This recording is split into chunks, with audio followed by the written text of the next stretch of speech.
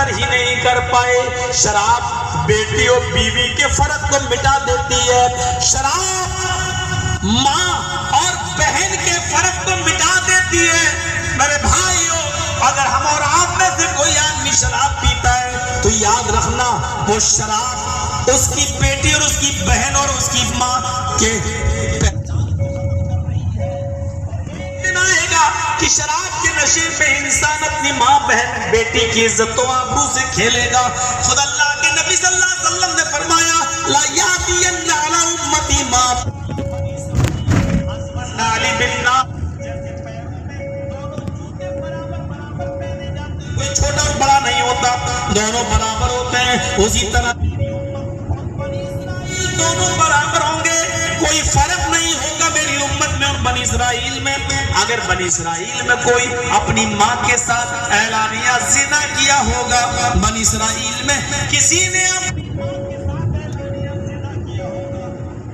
ما تعالی بنی اسرائیل اللہ یاتین علی امتی ما تعالی بنی اسرائیل، تو میری امت میں بھی ایسا ہوگا، میری امت میں بھی ایسا ہوگا کہ ایک شخص اپنی ماں کے ساتھ اعلانیہ زنا کرے گا، اپنی بہن اپنی بیٹی کے ساتھ وہ اعلانیہ زنا کرے گا چوراہے پر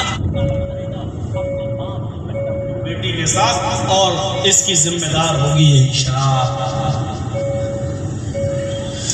موبائلوں پر آج کل ٹی ویوں پہ کون دیکھ رہا ہے؟ آج کل غلط تصویریں ہیں،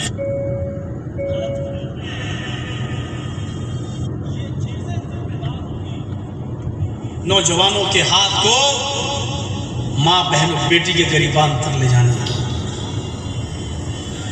ہم ہے کہاں؟ بیہقی پڑھیے اور سنن دارمی کا منظر دیکھیے۔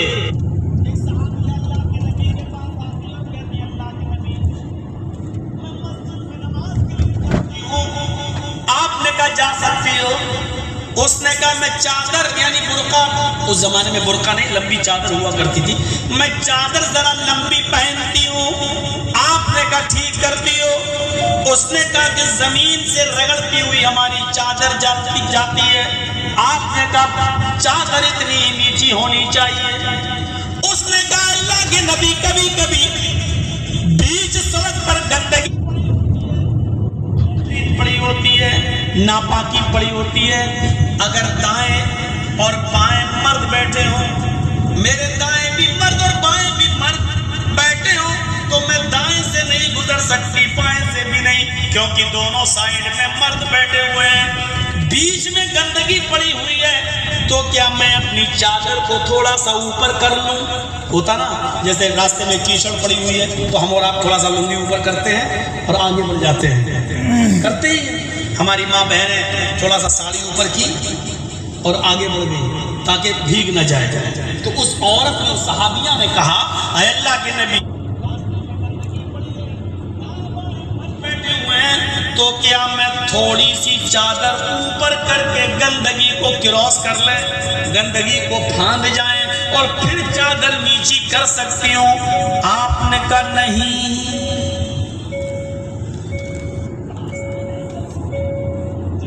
پھر رہی ہیں اور چوڑیاں خرید رہی ہیں اور سڑکوں پر ہم اور آپ گھوم رہے ہیں۔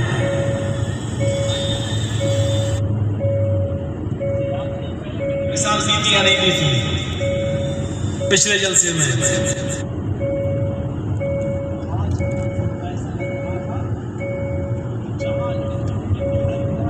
اس سے 10 گنا لڑکے۔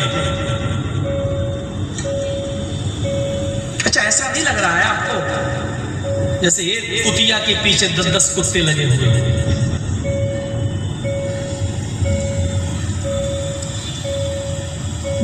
آپ ہنستے ہیں مثال پر،